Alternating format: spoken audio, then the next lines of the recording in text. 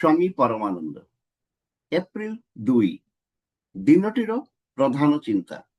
ଆମେ ଯେତେବେଳେ ସନାତନ ସତ୍ତାର ଚିନ୍ତାରେ ଆବିଷ୍ଟ ରହି ଜୀବନଯାପନ କରୁ, ସେତେବେଳେ ଆମେ ସକଳ ପାର୍ଥିବ ଦୁଃଖ ଓ ରୋଗରୁ ଆରୋଗ୍ୟର ଉପାୟ ଖୋଜି ପାଉ। ସ୍ମରଣୀୟ ପଂକ୍ତି।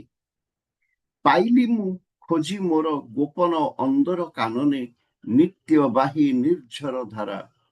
କରିଲି ମୁଁ ସ୍ନାନ ପାନ କରି, ମୁଁ ତାର ବିନ୍ଦୁ ବିନ୍ଦୁ ଅପାର୍ଥିବ ଜଳ।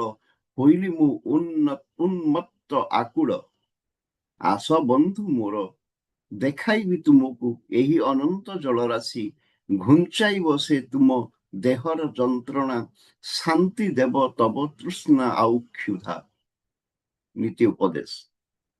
ଯେତେଦିନ ଆମେ କେବଳ ବାହାର କାର୍ଯ୍ୟ ମଧ୍ୟ ଦେଇ ଆତ୍ମବିକାଶ କରିବାକୁ ଚାହୁଁ, ସେତେଦିନ ଆମର ଶକ୍ତି ସୀମାବଦ୍ଧ।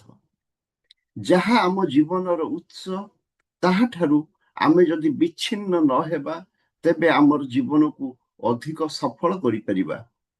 ସେହି ଉତ୍ସ ଠାରୁ ବିଚ୍ଛିନ୍ନ ହେଲେ ଆମେ ଅଧିକ ଦିନ ବଞ୍ଚି ରହିପାରିବା ନାହିଁ। ଯେତେବେଳେ ସେହି ମହାନ ସନାତନ ପୁରୁଷଙ୍କ ଆବିର୍ଭାବ ଆମେ ଅନୁଭବ କରୁ, ସେତେବେଳେ ଏ ଜୀବନ ପରିପୂର୍ଣ୍ଣ ହୁଏ। ସେତେବେଳେ ଆମର କିଛି ଅଭାବ ରହେ ନାହିଁ। ପ୍ରାର୍ଥନା।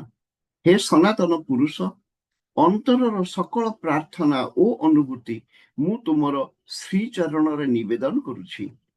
ତାହାର ମଧ୍ୟରେ ଯାହା କିଛି ତୁଚ୍ଛ ବା ଅଯୋଗ୍ୟ, ସେ ସକଳ ତୁମେ ହିଁ ଧୌତ କର। ମୋ ମନରୁ ସକଳ ପ୍ରତିକୂଳ କାମନା ଦୂର କରିଦିଅ। ମୋର ସମଗ୍ର ଜୀବନ ଯେପରି ତୁମର ପୁଣ୍ୟ ଜୀବନ ମଧ୍ୟରେ ଏକତାନେ ଚାଲେ। ଜୀବନର କ୍ଷଣେ କ୍ଷଣେ ଯେପରି ମୁଁ ତୁମର ଜ୍ୟୋତି ପ୍ରକାଶ କରେ। ମୋ ଦେହର, ମନର, ହୃଦୟର ସକଳ ଗତି ଯେପରି ସର୍ବତୋ ଭାବେ ତୁମରି ଦିଗକୁ ଧାବିତ ହୁଏ।